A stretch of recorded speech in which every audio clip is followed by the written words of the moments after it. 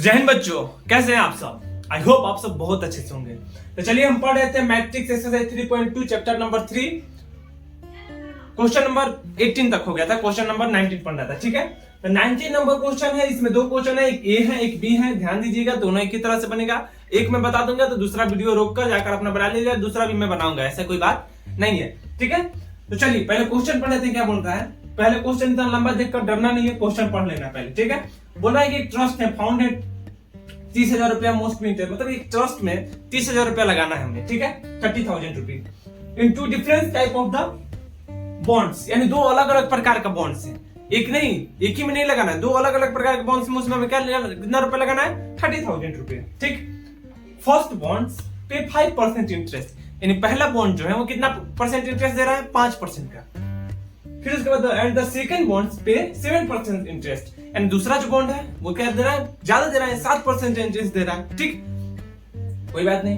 फिर बोल रहा है using matrix multiplication determine how to divided rex 30,000 among the two types of the bond, यानी मैट्रिक्स के मल्टीप्लिकेशन के यूज करके हमें बताना है कि 30,000 को हम दोनों में कैसे, मतलब कितना इंटरेस्ट करे दोनों में, यानी कितना दोनों में को पैसा दे कि हमारा जो है इंटरेस्ट आए, कितना इन्वेस्ट करे कि हमारा जो इंटरेस्ट आए 1,800 रुपया पर ईयर आ जाए।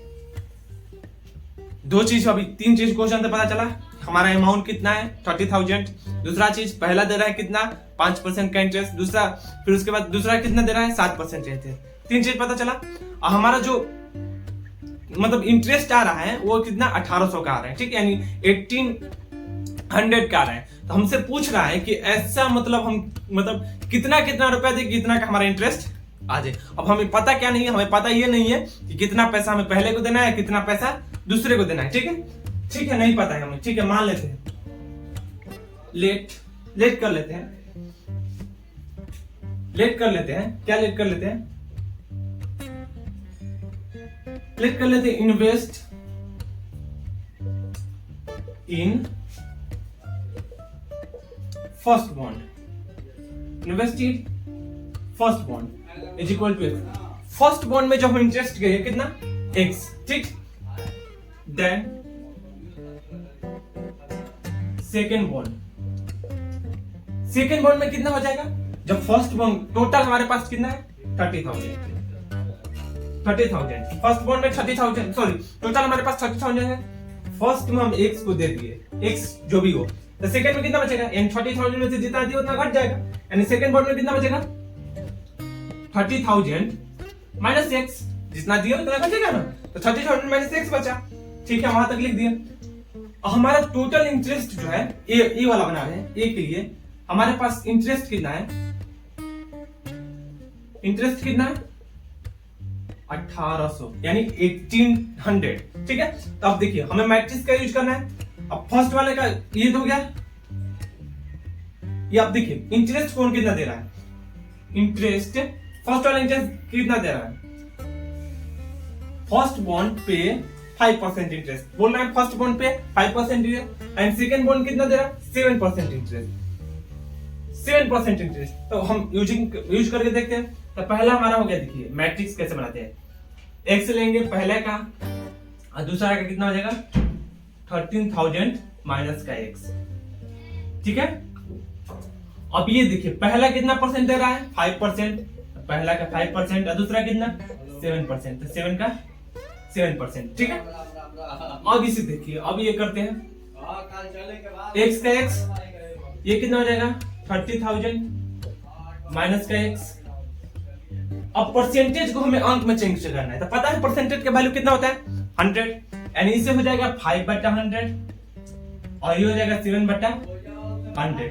आई इक्वल टू जो हमारा इंटरेस्ट आया, इसके ये जो है हमारा किसके बराबर हो गया, इंटरेस्ट जो हमारा आया, हमारा इंटरेस्ट कितना है, इंटरेस्ट हमारा आया 1,800 यानी 1,800, यानी 1,800 के बराबर हो गया। ये यहां पर भी हम लिख सकते हैं 1,800 के बराबर होगा, 1,800 के बराबर हो गया। अब आगे देखते हैं, अब हमें क्या करना है, मल्टीप्लिकेशन का यूज करना है, तो मल्टीप्लाई करेंगे, first row first column, second row second column, जो भी आता है जैसे आता है। ये देखिए फर्स्ट रो फर्स्ट कॉलम पे x इंटू 5/100 100 अब plus 30,000 minus 6 into 7/100। Second row second column है ही नहीं, छोड़ देंगे। इज इक्वल टू कितना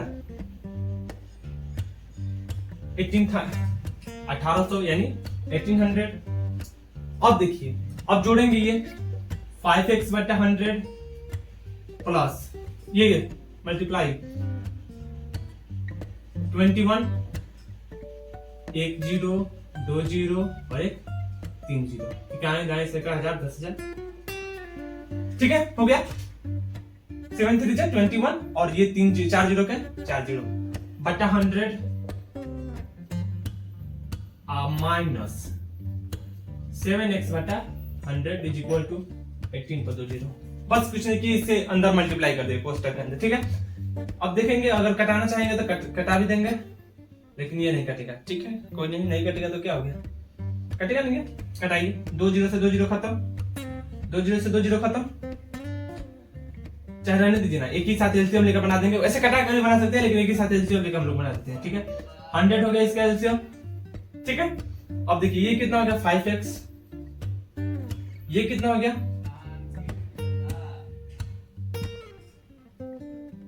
इतना 100 कॉमन, और माइनस का कितना हो जाएगा 7x इज इक्वल टू 80 पर 2 0। अब ये इससे मल्टीप्लाई में जाएगा, डिवाइड में आता तो 5x में से 7x घटेगा कितना माइनस का 2x, और प्लस ये कितना है 4 0 है ना, 2 2 4 0, और ये 1 8 पर 1 2 3 और 4 0, क्योंकि 100 इस साइड मल्टीप्लाई हो गया। अब हमारे पास बचा माइनस का 2x इज इक्वल टू, ये भी इस साइड आएगा तो माइनस में आएगा, तो 1 8 पर 1 2 3 4 0 माइनस का 2 पर 2 1 पर 1 2 3 का 4 0। ठीक है, अब ध्यान दीजिए थोड़ा 21 इकाई दाएं सैकड़ा 1000 10 लाख 2 लाख है, और ये इकाई दाएं सैकड़ा 1000 10 1 लाख है। अब इसमें से घटाएंगे तो हमारा कितना बचेगा, ये तो माइनस का 2x का 2x रहेगा, इसे घटा लेते हैं, कितना बचेगा तो 18 है 19 20 21 यानी 3000 बचेगा। घटा कर देख लीजिए, हमारे मेरे ख्याल से 3000 बचेगा, 3000 30,000 बचेगा ना, 30,000 बचेगा। ठीक है, 30,000 बचेगा। जीरो में से ये घटाइए ना, कहाँ गया, कहीं जगह भी तो नहीं है, ऐसे घटाइए। जीरो में से जीरो गया जीरो, जीरो में से जीरो गया जीरो, जीरो में से जीरो गया जीरो, जीरो में से जीरो गया जीरो, हो गया 4 0 4 0। 8 में से 1 गया, 8 में से 1 गया, कितना बचा 7, सॉरी 1 में से 8 जाना है ना, 1 में से 8 जाएगा, कितना बचेगा 1 में से 8 जाएगा, नहीं जाएगा, इससे हाथ से लेगा, कितना बचेगा 11, 11 में से 8 गया 3 और ये 1 में से 1 गया 0। ठीक है, ये हो गया हमारा माइनस का आंसर आएगा, क्योंकि बड़ा वाला चिन्ह माइनस है, तो माइनस से माइनस खत्म हो गया। तब हमारा x का वैल्यू जो है वो कितना हो गया 15,000, यानी ये 2 से कट जाएगा, यानी कितना बचेगा x का वैल्यू 15,000, x का वैल्यू 50,000 आ गया। अब ये फर्स्ट बॉन्ड का जो है, फर्स्ट बॉन्ड में जो इन्वेस्ट किया वो कितना हो गया 15,000, तो सेकंड बॉन्ड में कितना हो गया, तो 30,000 में से 50,000 घटा देना पड़ेगा, तो कितना हो जाएगा 30,000 में से 50,000 घटाएंगे तो कितना बचेगा 50,000, यानी फर्स्ट बॉन्ड में 50,000 इन्वेस्ट किया, सेकंड बॉन्ड में 50,000 इन्वेस्ट किया, तो हमारा पर ईयर का जो है, पर ईयर का हमारा जो एथी आया, क्या बोलते हैं इंटरेस्ट आया, वो कितना आ गया 1800।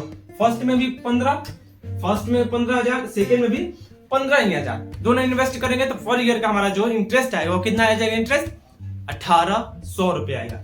अब देखिए बी नंबर बोल रहा है कि इंटरेस्ट हमारा 2000 आना चाहिए। ये देखिए यहां तक, ये देखिए कैसे मिटाते हैं, थोड़ा ध्यान दीजिए। ये तो फर्स्ट वन, ये तो जो आया वो है सर, ये तो ठीक है यहां तक। अब ये इंटरेस्ट जो है वो हमें 2000 कर देना है, इंटरेस्ट कितना 2000 कर देना है 2000। अब देखिए ये फर्स्ट वन सेकंड वन, अब ये जो 1800 इसके जगह पर हमें क्या कर देना पड़ेगा 2000, क्योंकि सब तो सेम है, 5% दे रहा है फर्स्ट वन इसमें भी और इसमें भी दे रहा है, ये 2000 कर देना है। ठीक है, अब यहाँ पर ये 1800 है, इसे क्या कर देना है 2000, यहाँ पर 2000, यहाँ पर भी 2000। अब देखिए यहाँ पर जो आएगा वो देखिए इस पर मल्टीप्लाई होगा तो 3 और 2, 2 पर 1 2 3 4, 3 और 5, ये 5 0, 2 पर 5 0 हो गया, यानी 2 लाख, इकाई दहाई सैकड़ा हजार 10,000 लाख, यानी 2 लाख हो गया। अब देखिए ये हो गया कितना अब ये इस साइड जाएगा, अब यहाँ से थोड़ा सा ये चेंजिंग कर दीजिए, यहाँ से भी चेंज हो जाएगा, ये तो हो जाएगा माइनस का 2x और यहाँ से ये 2 0 0 0 0 0 और माइनस का 2 1 0 0 0 0। अब देखिए ये हो गया 2 लाख और ये 2 लाख 10,000, यानी हमारा माइनस 2x का वैल्यू आ गया कितना 10,000 रुपए आ गया और 10,000 आ गया तो x का वैल्यू कितना आ गया माइनस का 10,000 आ गया, माइनस माइनस करता हूं तो x का वैल्यू कितना आ गया,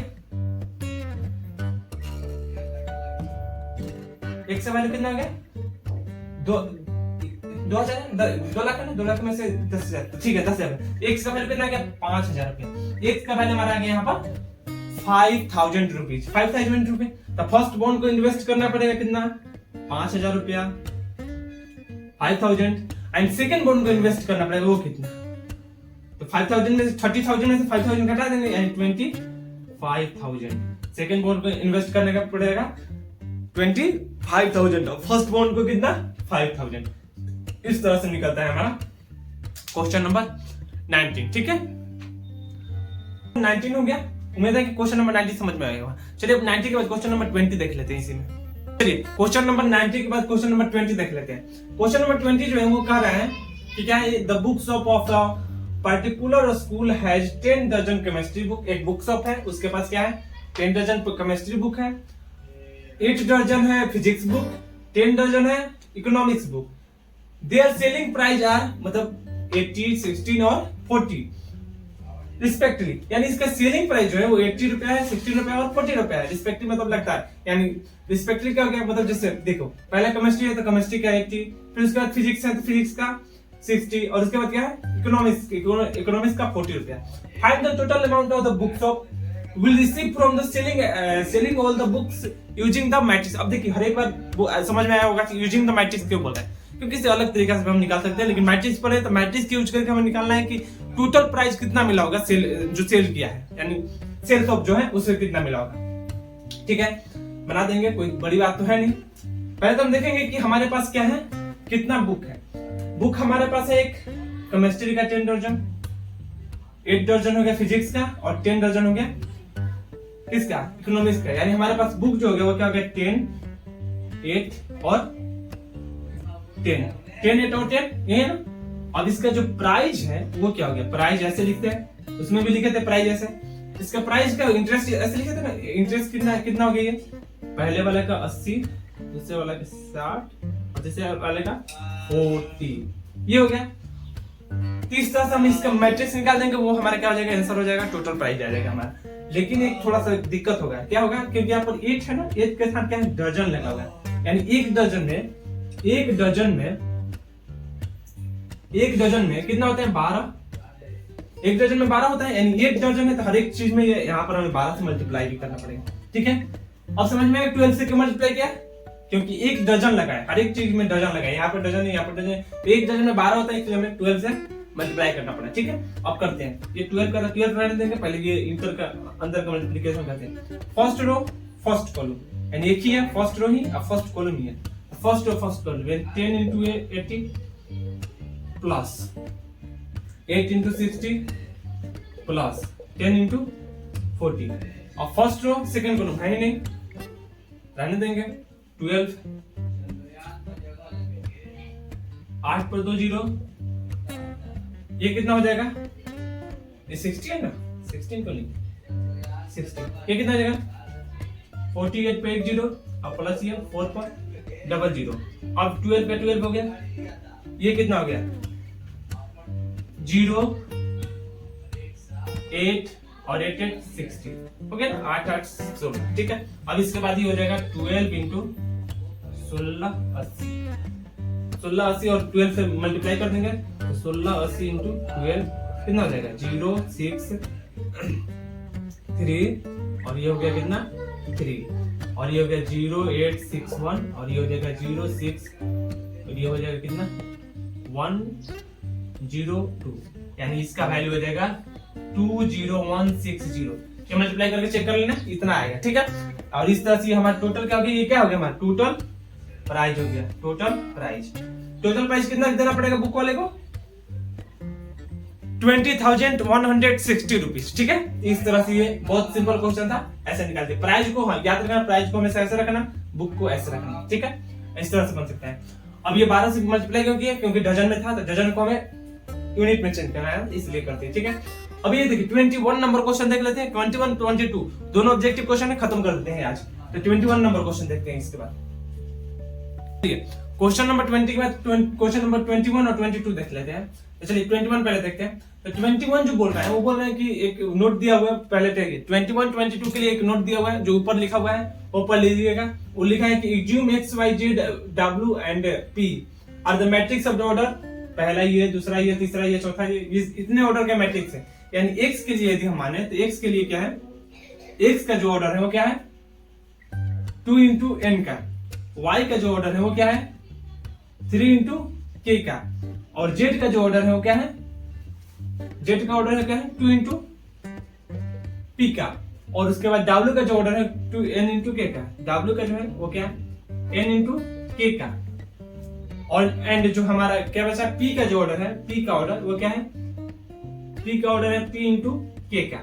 ये ऐसे ऑर्डर में दिया हुआ है। ठीक है, तो हमें बताना है कि जो है n k और p के यूज से सो दैट दिखाना है कि py plus wy will be defined are, मतलब कैसे डिफाइंड होगा। तो py हम देखेंगे। तो p का ऑर्डर कितना है हमारा, p का ऑर्डर p into k। और y का ऑर्डर कितना है, y का ऑर्डर कितना है, y का order 3 into k plus 3 into k। यानी इधर से ये k हुआ, यानी इधर से ये कितना हो गया p into k, n के जगह पर लेना। ठीक है, फिर उसके बाद w का देख लेते हैं। पहले w का कितना है, w का कितना है, w का हमारा क्या है ऑर्डर, w का है n into k, w का n into k। और उसके बाद ये कितना है, y का ऑर्डर कितना है, y का ऑर्डर है 3 into k। और देखिए हमें पता है कि हम जब मैट्रिक्स में कोई भी चीज जोड़ते हैं तो उसका ऑर्डर क्या होना चाहिए, सेम होना चाहिए। यानी इसका ऑर्डर इसके बराबर होना चाहिए। ठीक, इसका ऑर्डर इसके बराबर होना चाहिए, तभी ना हम किसी चीज को जोड़ते हैं। कभी चीज हम मैट्रिक्स में जोड़ते हैं तो ये दोनों का ऑर्डर क्या होना चाहिए, सेम। यानी p का n के बराबर, तो k का k के बराबर है ही पहले से ही, 3 का 3 के बराबर है, और k के बराबर है ही पहले से। तो यहां से हम देखेंगे तो p का वैल्यू हमें मिल गया। p इक्वल टू कितना हो गया n, p का वैल्यू कितना हो गया n, क्योंकि p यदि n के बराबर होगा तभी ये जोड़ना संभव होगा। और 3 के बराबर और k के बराबर। अब देखिए ये दोनों में मल्टीप्लिकेशन होगा, ये एडिशन रूल से निकाले। ठीक है, एडिशन रूल कहते हैं ना कि दोनों का जोड़ होना चाहिए और आपस में बराबर होना चाहिए। अब देखिए ये दोनों में मल्टीप्लाई हो रहा है ना, दो ऑर्डर के बीच मल्टीप्लाई हो रहा है। तो दो ऑर्डर के बीच मल्टीप्लाई के लिए हम क्या बताए थे कि rho into column, rho into column. तो क्या होना चाहिए, रो इंटू कॉलम। तो इसका कॉलम और इसका रो बराबर होना चाहिए, यानी इसका कॉलम और इसका रो बराबर होना चाहिए। ये दोनों बराबर, इसका कॉलम इसका रो बराबर होना चाहिए। ध्यान दे रहे हैं, इसका कॉलम और इसका रो तभी मल्टीप्लाई होगा, यानी दोनों मल्टीप्लाई कर रहे हैं, इसका कॉलम इसका रो बराबर। यानी k का वैल्यू कितना होना चाहिए, 3 होना चाहिए। इसका रो और इसका कॉलम बराबर होगा तभी तो मल्टीप्लाई होगा, नहीं तो मल्टीप्लाई होगा संभव नहीं है। बताए थे पहले भी, और जोड़ने के लिए भी बताए थे कि ये जो है जितना इसमें जितना इसका ऑर्डर होना चाहिए उतना ऑर्डर उसका भी होना चाहिए, यानी ये दोनों बराबर होना चाहिए। k तो के बराबर था, p किसके बराबर, n के बराबर हो गया। और इसका रो और इसका कॉलम बराबर होना चाहिए, बताए थे हम। तो इसका रो और इसका k बराबर 3, यानी p का वैल्यू n होगा और k का वैल्यू 3 होगा। तो p equal to n, k equal to 3। ये हो गया क्वेश्चन नंबर 21, खत्म। ठीक, और क्वेश्चन नंबर 22 देखते हैं। 22 नंबर क्वेश्चन जो है वैसे ही ये सेम वही लेना है। फिर उसके बाद बोल रहा है कि n इक्वल टू p, यदि n p के बराबर हो, यानी ये जो n है वो किसके बराबर है, ये p के बराबर है। ठीक है, तो हमें बताना है 7x माइनस 5z। तो 7 5 से मतलब नहीं है, x माइनस z। देखिए x माइनस z का ऑर्डर क्या होगा, x माइनस z। तो जो दो ऑर्डर को तभी हम घटा सकते हैं जब उसका ऑर्डर क्या होना चाहिए, सेम। तो x का हमारा ऑर्डर क्या है, x का ऑर्डर क्या है 2 into n, और z का हमारा ऑर्डर क्या है 2 into p, 2 into p। तो x का जो हमारा ऑर्डर है 2 into z है, तो यानी हमारा जो दोनों ऑर्डर होना चाहिए वो दोनों ऑर्डर क्या हो सकता है, दोनों सेम होना चाहिए। तो n इक्वल टू p है, n इक्वल टू p बोला भी है, n इक्वल टू p, यानी 2 into p हो जाए या फिर 2 into n हो जाए। यही हो सकता है, n जब p के बराबर है तो 2 into p हो जाए या 2 into n हो जाए। तो खोज ले 2 into p कहाँ है, p इंटू टू नहीं गलत हो जाएगा, p इंटू टू नहीं, 2 इंटू p या फिर 2 इंटू n। देखिए 2 इंटू n मिल गया, 2 इंटू n नहीं होगा, p इंटू n नहीं होगा। p इंटू n कब होता है? जब यहाँ पर मल्टीप्लाई होता है तो क्या होता है? p इंटू n हो जाता है, लेकिन मल्टीप्लाई नहीं है, प्लस है, इसीलिए नहीं होगा। ये हो गया हमारा question number option number B, 2 into n, क्योंकि ये दोनों का माइनस है, दोनों बराबर होना चाहिए, और ये बोल भी रहा है कि n क्या है, p के बराबर है, तो एक 2 इंटू p है, ये फिर 2 इंटू n, दोनों में से कोई भी हो जाएगा तो सेम हो जाएगा, क्योंकि दोनों तो बराबर ही है। तो चलिए इस तरह से हमारा जो है question number 21 question number, 22 question number और एक्सरसाइज 3.2 आज खत्म हो गया। अगले वीडियो से देखेंगे एक्सरसाइज 3.3, उससे पहले उसका इंट्रोडक्शन दे देंगे, ठीक है। अभी बस इतना ही, मिलते हैं अगले वीडियो में, तब तक के लिए जय हिंद। वीडियो अच्छा लगा होगा तो लाइक करके शेयर जरूर कीजिएगा।